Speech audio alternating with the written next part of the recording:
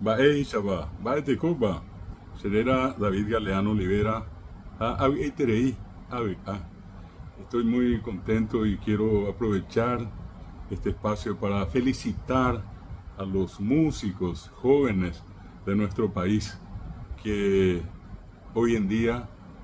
hacen cantar en guaraní a los jóvenes en estos grandes festivales, hacen bailar la música paraguaya a los jóvenes de todo el país.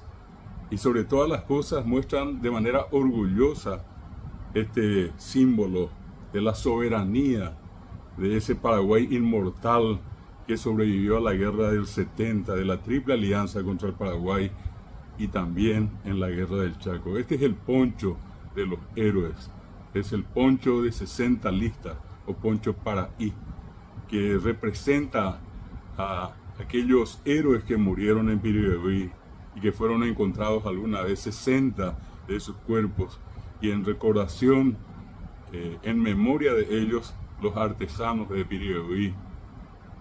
concibieron esta hermosa obra de arte, el poncho de 60 listas, el poncho que sobrevivió a la guerra, donde 900.000 paraguayos murieron y más de 30.000 en el Chaco. Este poncho muestra la historia de los hombres valientes, de las heroicas mujeres y de los niños mártires del Paraguay.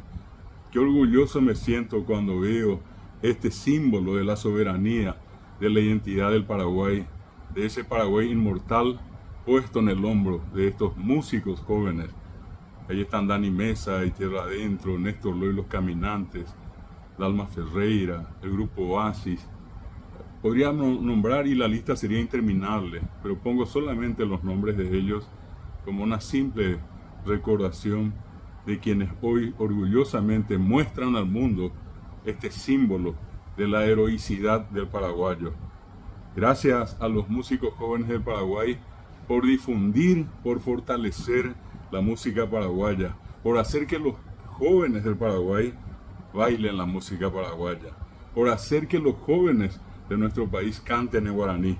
y sobre todas las cosas, por sentirse ellos, los músicos, orgullosos de llevar consigo este símbolo del heroísmo paraguayo, el poncho de 60 listas, el poncho del Paraguay inmortal. Felicidades a todos los músicos del Paraguay.